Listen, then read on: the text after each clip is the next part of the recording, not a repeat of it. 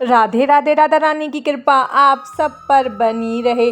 ओम नमो भगवते वासुदेवाय नमः। आज हम कार्तिक मास का 19वां अध्याय सुनेंगे, तो चलिए हम अपना अध्याय शुरू करते हैं।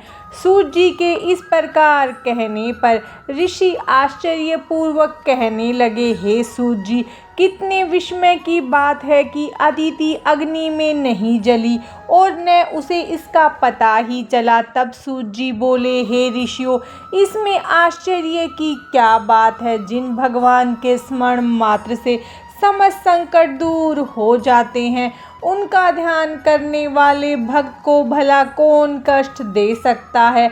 जब अग्नि शांत हुई तब भगवान विष्णु स्वयं अदिति के सामने प्रकट हुए और बोले, हे देव माता, तुम्हारे इस कठिन तप से हम अति प्रसन्न हैं।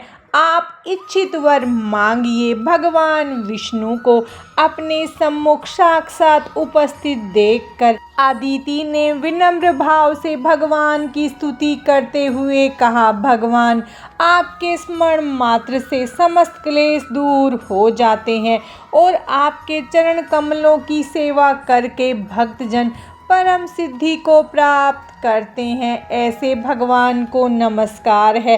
देवता, नदी तथा समुद्र आदि सभी कुछ आप ही हैं। अतएव आप मेरे पुत्रों की रक्षा कीजिए तथा निष्कंटक राज्य दीजिए।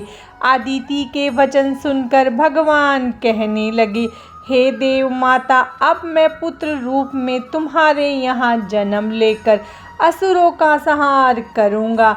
इतना कहकर अपने कंठ की माला अदिति को देकर भगवान अंतर्ध्यान हो गए। इसके पश्चात देव माता अदिति अपने आश्रम में चली आई। यथा समय अदिति ने हजारों सूर्यों के समान तेजस्वी कमल नयन, शंख, चक्र, गदा, पद्म, कमंडल तथा पीतांबरधारी मुनियों द्वारा स्तुति किए जाने योग्य, भक्तों के प्रिय और दुष्टों के संहार करता वामन भगवान को पुत्र रूप में प्राप्त किया। वामन भगवान को अपने आश्रम में देखकर कश्यप आदि ऋषियों ने भगवान की स्तुति की। तब वामन भगवान कश्यप जी से बोले, हे पिताश्री, हम प्रसन्न हैं, आपके समस्त मनोरथ पूर्ण हो। हमने अब तक 2 बार आपके घर में जन्म लिया है और आगे भी जन्म लेंगे।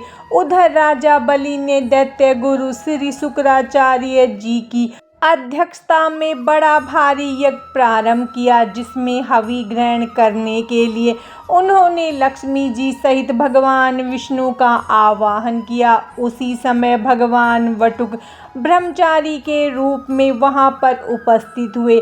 भगवान के बोने ब्रह्मचारी रूप में होते हुए भी ऋषि लोग ज्ञान दृष्टि से उनको पहचान गए। उन्हें देखकर दानव गुरु शुक्राचार्य ने राजा बलि को सारी स्थिति से अवगत करवा दिया। कार्तिक मास का 19वां अध्याय समाप्तम। भगवान श्री हरि विष्णु और माता लक्ष्मी की कृपा आप सब पर सदा बनी रहे।